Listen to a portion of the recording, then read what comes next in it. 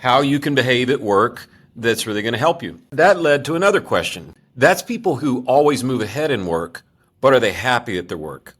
So what would happen if you could figure out how to find a job you like and are good at, like you're wired to do?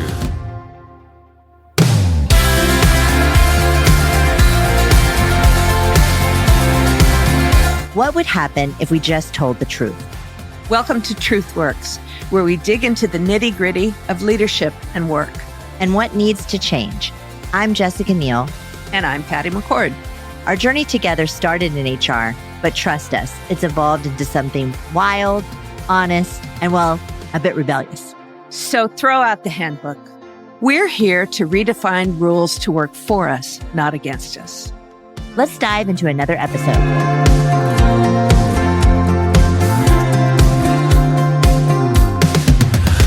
Hi, everyone. Welcome to another episode of Truth Works. I'm Jessica Neal, and Patty is still out today recovering, so get better, Patty. We love you. But today I'm so excited because we have a friend of the family. He's been on the show before. William, how are you? I'm good. Thanks so much for having me, Jessica, and best wishes to Patty. Yes, I know. She's getting better. Back surgery is no fun. But if you all remember, William wrote this incredible book, Be the Unicorn, which we talked to him about last time. And I just love your story from pastor to HR to running an executive search company, right? And now you're writing these books, you're doing this research and helping people have happier work lives. And you have a new book, which you're here to talk to us about. Yes. Tell us a little bit about work, how you're wired. And also, before you get into work, how you're wired, how are you doing? How are things? Yeah, you're so kind to ask. And you guys are kind of family to us. Just really hit it off the first time we were together. And then you guys were kind enough to offer some endorsement of the new book. So appreciate you having me back on. You do a lot of podcasts, but it doesn't often feel like family, and this one does. So, and I think when you say, how are you doing, you're asking insider question a bit. Back in February, just out of the blue, completely out of the blue, my wife Adrienne got a cancer diagnosis, and that's changed a lot of things for us. And there is no the good kind of cancer. I don't know what that means, but within cancers, this one is not that. Mm-hmm. Stage 4 renal cell carcinoma, so kidney cancer, but it's spread to the liver and some of the bones. So it's a very aggressive mess, and she's, anyone on this podcast, if your best friend and life partner and spouse and mother of your children you're like, we'll go anywhere. We'll go. I don't care if we have to go to Timbuktu to the hospital or Tokyo or anywhere. And so we did the global search for, given the very particular kind of cancer she has, who's the best. Turns out MD Anderson, I live in Houston, MD Anderson had the best guy and the best facilities, and it's about a 10-minute drive from our doorstep. So we feel very blessed to have the best doctor, the best hospital. We've got good insurance. And, up till now, sleeping in our own bed at night, which I think you heal better if you get to do that. Yeah, for sure. I don't want to go on and on about it, but Adrienne said, it's your news to tell or not tell. And she's like, listen, the more people that know, if people know and they are people of prayer, that's what's going to get it done. And it is going to take more than the medicine to fix this. So I don't want to push faith out there on the beginning of the podcast. You just lost half your listeners. But no, listen, I'm a person of faith and I have been praying for her and I will continue to. Well, we don't care what faith, like just anything, take whatever you got. Anything. So. Good vibes. Good vibes. Yeah. Everybody can. But thank you for asking. Yeah. You're very kind. Yes. Yes. So, well, before we get into work, how you're wired, tell us, set us up to what set the stage for that, because you wrote this amazing book, Be the Unicorn, 12 Habits, and we talked a lot about that last time. But I don't know, you tell me, but I think that probably led you to the research for this book. You're exactly right. And just by way of background, if you're new to meeting me, I own and run an executive search firm. And as Jessica mentioned, I was a pastor in a previous career. and then HR, and then the company where I was doing HR did a CEO search, and they used a search firm, and it went beautifully and was much shorter than anything in the church. So 17 years ago now, I decided on our card table at our house to try to build something that could help churches find a pastor. And now it's blossomed into all kinds of other things. But what that means is we've spent a long time collecting a whole lot of data. And if we end up being a long-term success, it will be the people that agreed to join me on the team and not me, because they have kept fabulous, copious systems for gathering all our notes, all our interviews, all our everything. I tell people I would say it's an OCD system, but my team would say, William, OCD isn't alphabetical. It's actually CDO.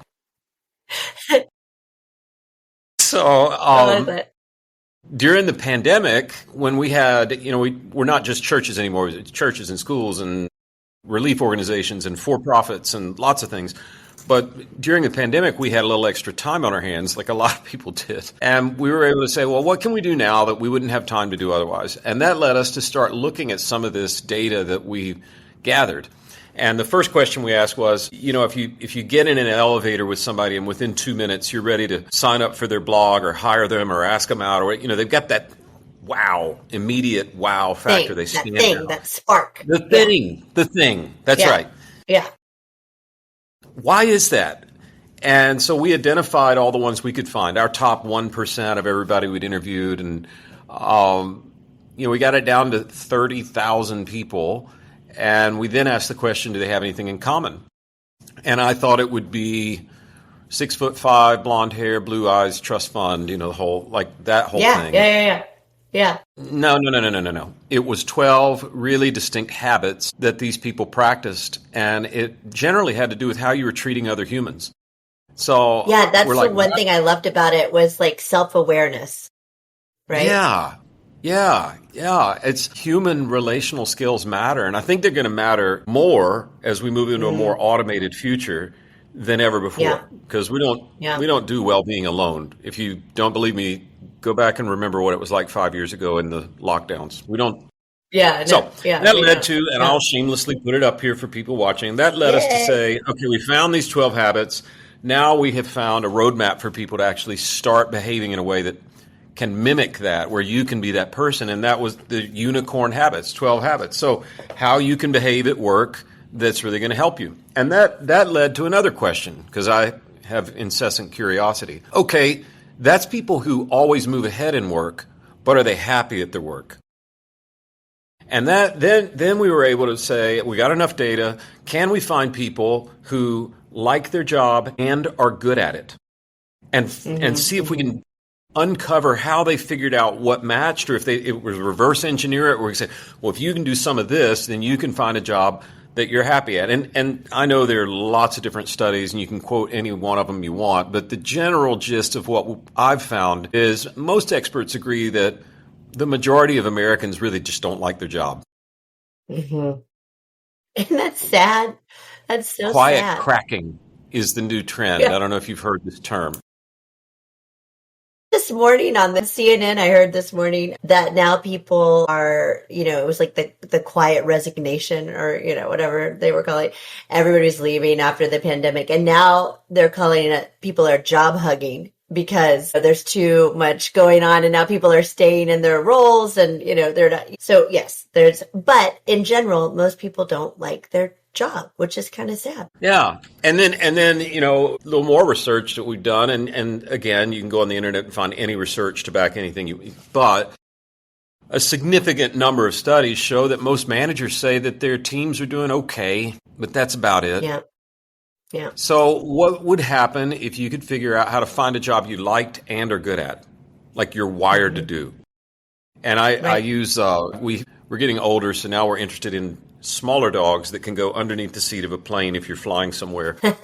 And so you have this miniature poodle, and she's a ball of energy and wonderful. But if I asked her to do the Iditarod as a sled dog, that 10-pound dog's not. No.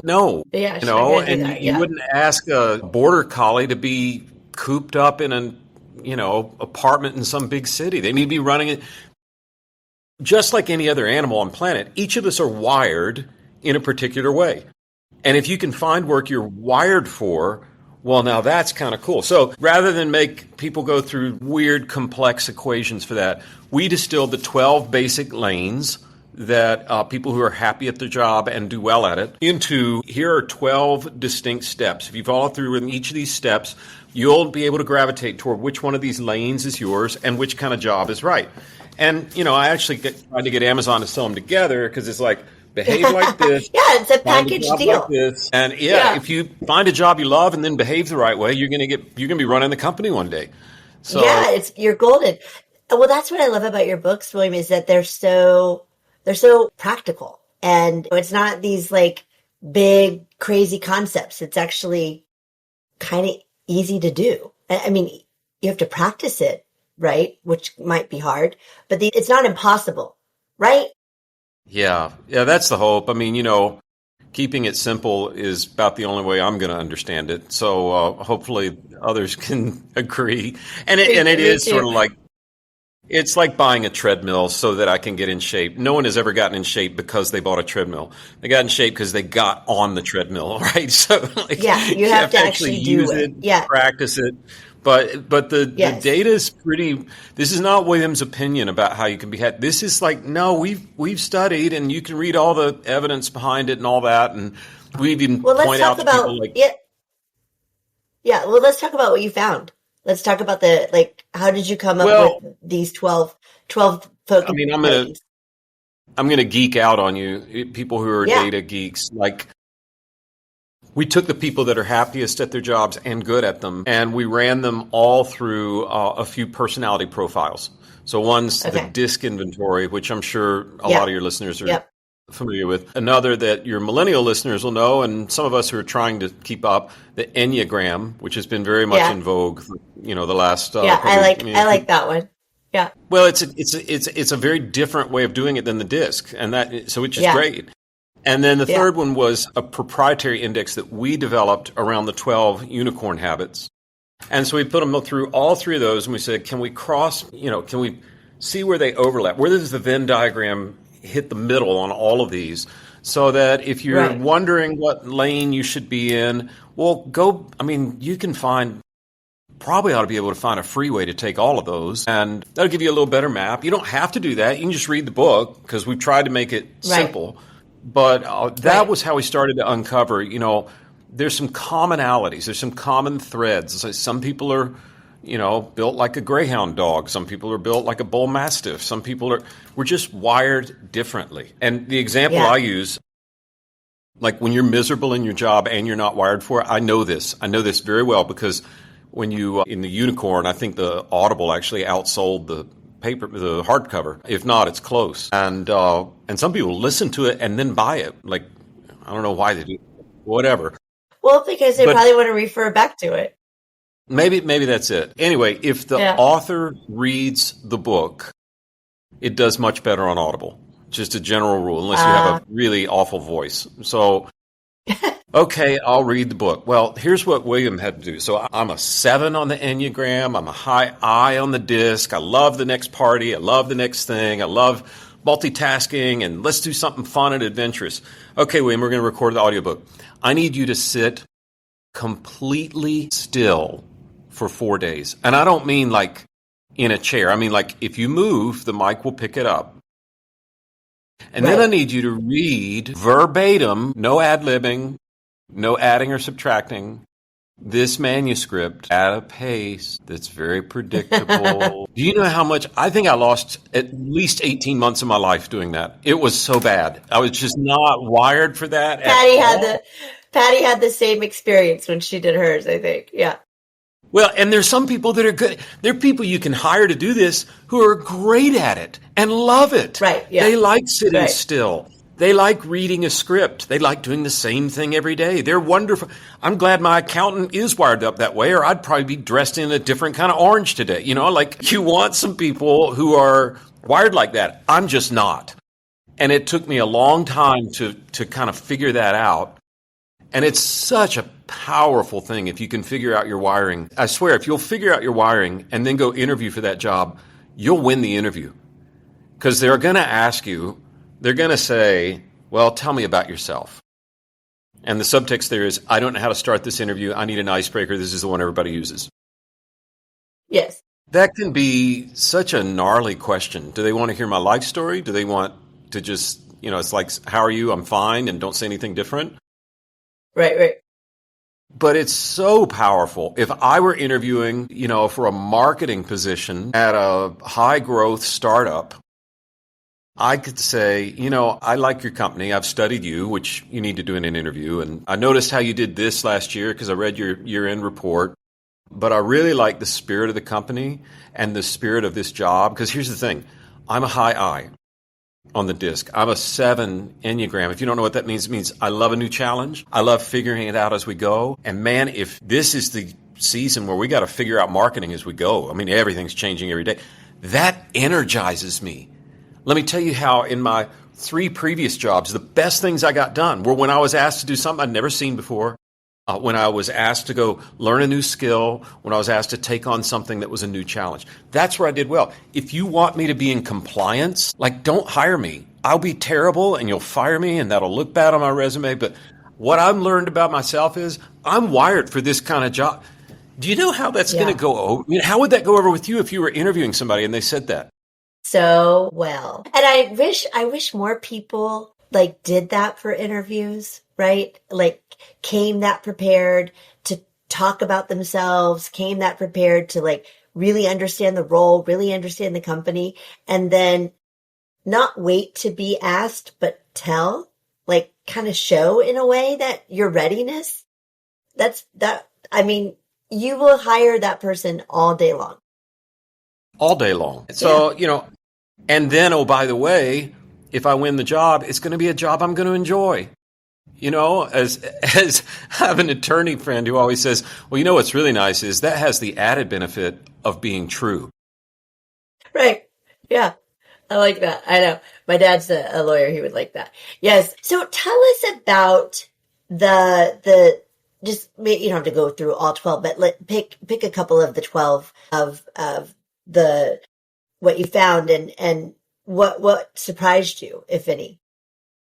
Yeah, well, I think so. The 12 are kind of a riff on the 12 habits of the unicorn. They're meant to go together, so it's not unintentionally repetitive. It's actually quite intentional. So we found some some signs, like if you are, one of the habits in unicorns is one of the lanes is the agile. The people who, just like I described, they like bouncing from one thing to the next. My wife is this way. She said, I remember when I was a high school student and I'd get a job at the Gap during the holidays because they needed extra help. And they'd ask me to fold a whole table of jeans. And then when I got done, go rearrange the shirts over here. And then when I got done with that, go rearrange the socks over here. And I found I had to do 10 minutes on this one and then go do 10 minutes on that one and then go do 10 minutes on that one. And I got everything done quicker because if you realize you're that kind of person, then you can either make the job fit who you are, or even better, find the job that is who you are. So These agile people need to be in roles like marketing or a company that's trying to adopt AI and trying all kinds of new things. It's the person that you meet and you say, so what's your favorite book you've ever read? And they say, well, I just finished it every week. Yeah, I know that person. Yeah. But we found, here are the jobs. So we did a lot of research and a lot of surveying. Here are the jobs that best fit you. And some of it was everybody thinks it's CEO or CFO. No. How about air traffic controller? How about, not a welder? Are in desperate need of, by the way. That's Very right. hard job. That's right. We take it down to who's better wired to be a janitor and who's not. You don't have to be running for president to benefit from the research that we did. It's really for every level. And then we interviewed people who are in the job that they love. And we also put in each chapter, we put a little section that's for hiring managers. Well, if you're hiring this kind of person, here's what you're getting. So you need to understand. Which I love that part. Right. I love that you added that because I think that's such an important thing because again, yes, if you're a person trying to find what you're wired for, but I don't think when managers are interviewing potential employees, that they really dig into what they're wired for. right? They don't dig into that drive and that passion. And that was something that I learned in my career because I grew up through recruiting, which I'm sure you remember. But when you didn't align that passion with the mission of the role or the company, like it just didn't last, right? Because both sides weren't happy, right? And sometimes that's on the I'm manager so to glad you figure put out. that in. Yeah, exactly. Well, sometimes I think that's on the manager to figure it out. I mean, frankly, you're probably the same way. Patty's probably the same way. I interview pretty well. And, if I were desperate for a job and just desperate to find the next thing because I got to provide for my family or what have you, I could probably come off as really energetic about your job. And it's something that neither one of us are going to be happy with me being there. So, it's not just learn how to interview well. It's like if you're the hiring manager, you need to understand these 12 kinds of people so you can say, is this going to fit or is this like not natural habitat? Yeah. Yeah. What was one of the just I'm happy in my job stories that surprised you? Like for the role or in your research? Like you're like, they're happy? Yeah. Like, Well, so I was a little concerned that I'm always looking for data that's neutral. It's not just, for instance, we're not just interviewing pastors, right? So, because that's a different type of person than an airline pilot or a brain surgeon or that sort of thing. So we were real careful to neutralize the data and not just use, one type of person. And the number of people that right now are saying that the purpose of the organization matters more to them than it ever has is a fun surprise. Life's too short to just get a check. Life's too short to spend the majority of your waking hours doing something that you don't know why you're doing it or what matters. I love to see people that put purpose high. And, there is a type of person that puts purpose high that you need to know if you're wired that way so you don't go to, I'm going to pick on an industry, an unethical trading firm where they're like doing anything to get the deal done. Not every trading firm's like that. I got a brother-in-law works for a trading firm. Please don't send me the email. But like it is known to be like the ethic is, did we make money or not? Yeah. And you probably need to understand that about yourself so that you don't put yourself in a situation that's just not your natural habitat. I keep saying that, but like I think of the poor polar bear at the Houston Zoo. Like, what is natural about that, right? It's 100,000 degrees hotter, outside. Yeah. So I would say the number of people that were like, I need to know the why, that was really cool to see. I knew I'd see it in the religious sector but right. Then you get into like compensation doesn't matter as much as culture for that sector. It's really interesting. And then I also just found that the people who are curious right now, who are asking questions, are very rare. But when you find one and you're an innovative company, oh my goodness, the hay you can make with that and how they're excited about it. And like I'm going to sound melodramatic, but I used to think, wouldn't it have been cool to grow up when Da Vinci was alive and he was in, Renaissance kind of time? I think the next 10, 20 years is going to make the Renaissance look kind of like a non-event. Ooh. Like the agility that would be necessary to keep up and get just a little bit ahead. Those people are going to have more and more opportunity than maybe ever before. Yeah, no, I don't disagree with that. I think maybe we can talk a little bit about just like what's going on right now and like set people up for like advice. So there's a bunch of new college grads coming into the workforce. There's a lot of things going on in the world like AI, but there's also some uncertainty because we have tariffs and we have, every day we're maybe in a recession, maybe not, we don't know. But what do you see right now, just even from your business, in terms of what companies they're still hiring, I think, they're still growing. Yes. What are you seeing? What are the trends you're seeing?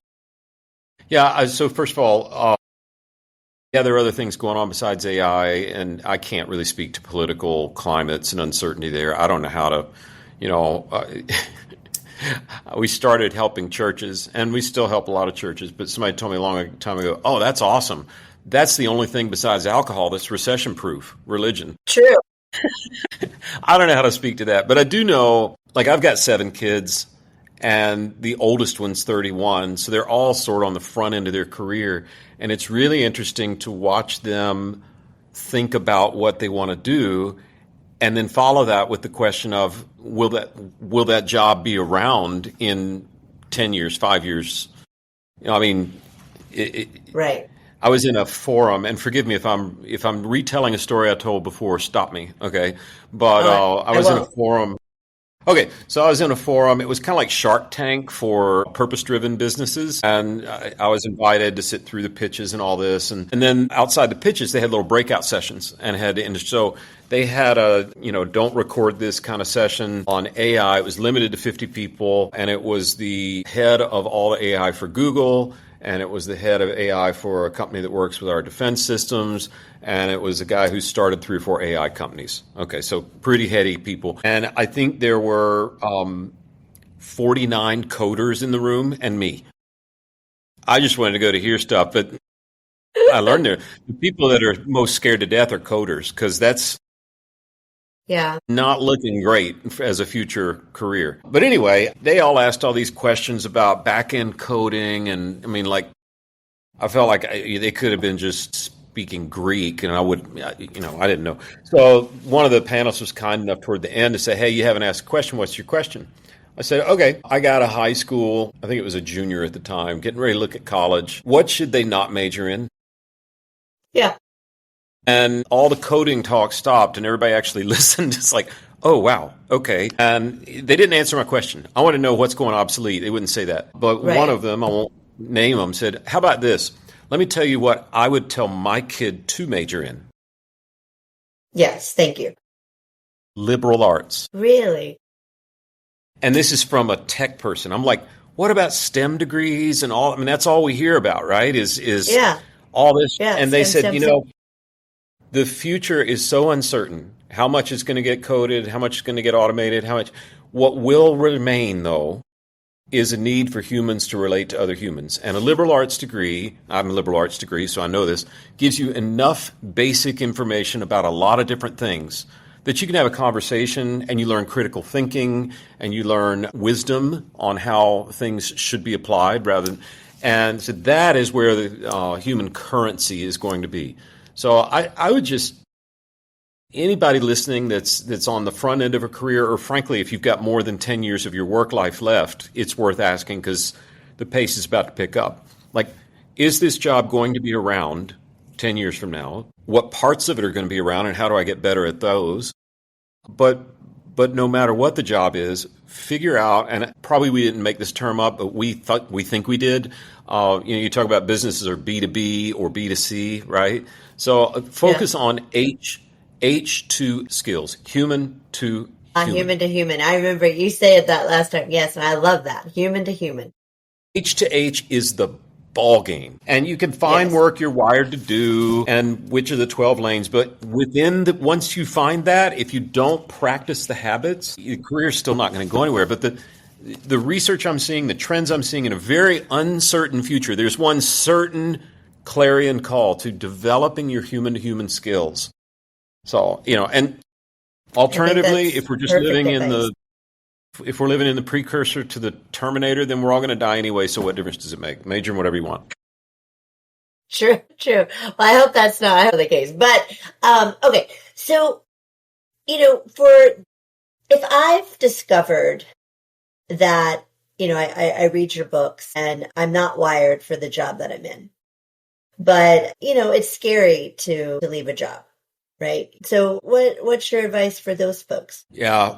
Well, I could be snarky and say, before you start calling recruiters, make sure you're on your own cell phone plan. Do you ever get calls from people that are still on their mom's cell phone plan? I'm like, yeah, you are 30 years old. Like, this is not making a good impression. So I could be snarky and say something like that. But yes. Yeah. Not your mom's phone, guys. Yeah. Get on your own plan. Right. So, but in real terms, I think I used to say I'll never place someone somewhere that doesn't currently have a job. The old wisdom of don't go take a job unless you have a job. It's easier to get a job if you have a job. I don't know that I believe that anymore. That is less true. Well, what I'm looking for and maybe you know this in your recruiting experience, where I probably pay more attention. Okay, I'm giving away the secret sauce, all right? Pay more attention to listening to people describe their transitions between jobs and how those went. Like right in there, I learned so much. I'll learn a little bit about what they did in the job, what they did in the next job, but like, what about that middle part, the really strange little crossroads and if somebody doesn't have a job, but they left their recent job well, and they didn't make a stupid, moody decision to just walk out the door without thinking about how that affected the company or their own family. Like, if I feel like I completed what I was supposed to do there. And here's why I think that. And I trained up my replacement. And if I hear completion, then that makes a big difference. Yes. I've said, I don't know how many times I've said, and I might be wrong, but this is what I believe. I think people will remember how you left your job long after they forget whatever you did while you were at your job. Totally. It's so true. I'm listening for transitions. And if you're thinking I'm not fitting this job, then I just start asking myself, how do I make this a really good leave? Right. And if you've made it however long you've been there, you can probably make it a little longer. So how do I make this a really good leave? Now, I don't have a universal rule for do I tell my boss I'm thinking of leaving or not, because I don't know your boss. Some of them are mercurial. Some of them are insecure because they've been stabbed in the back before. Some of them will fire you on the spot if they hear that, right? But not everybody. Most of the time, I think, especially now in a super volatile, fickle job market, I think we just had this happen with a team member here who's moving on to do great things. And the best part about their leave was they let me know early, and that gave the one gift they could give me was time. They gave me time to figure out, well, how are we going to fix the gaping hole you're going to leave because you're such a great team member.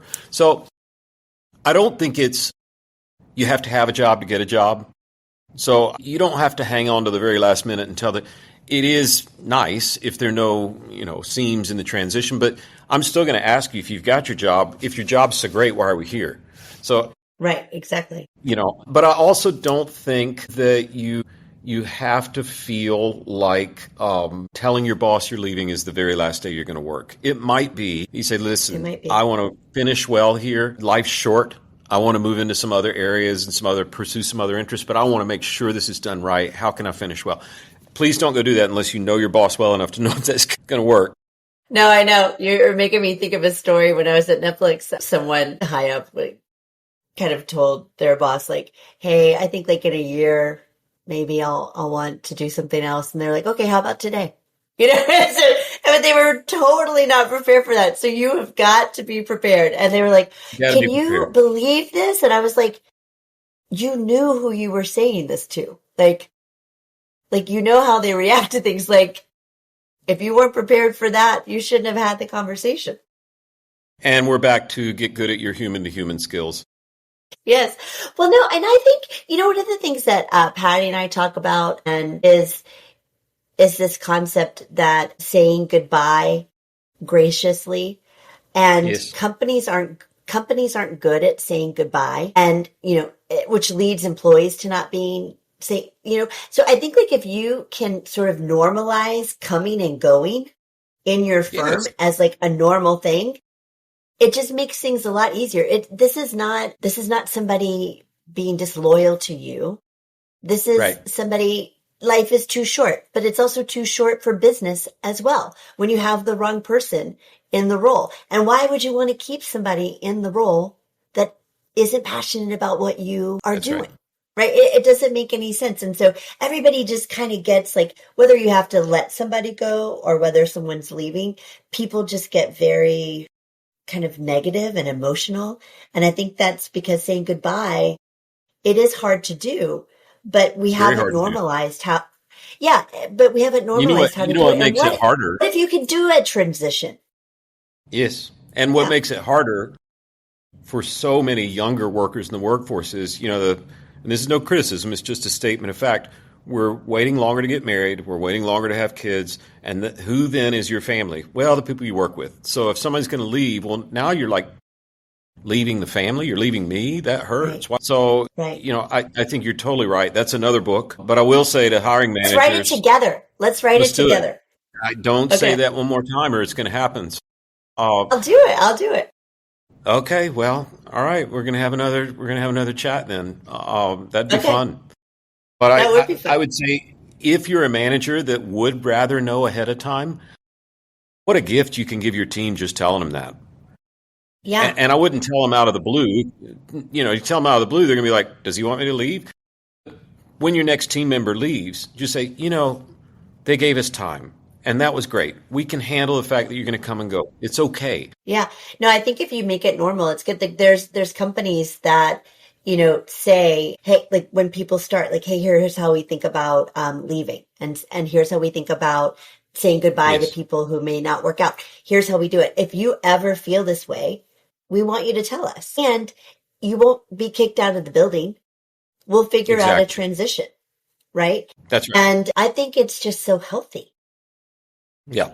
Yeah. And rare. And rare. But I think also when you are making these decisions, whether it's the company or it's the employee somehow makes the employee just feel terrible. They make that experience so bad. And that's when people make these wrong moves. Like they walk out the door, or they, send a nasty email that they, that they shouldn't right. send to somebody. Right. But if you don't make people feel bad about these things, they'll probably behave a lot better. That's right. That's right. So anyway, You sound like somebody I'd enjoy working for.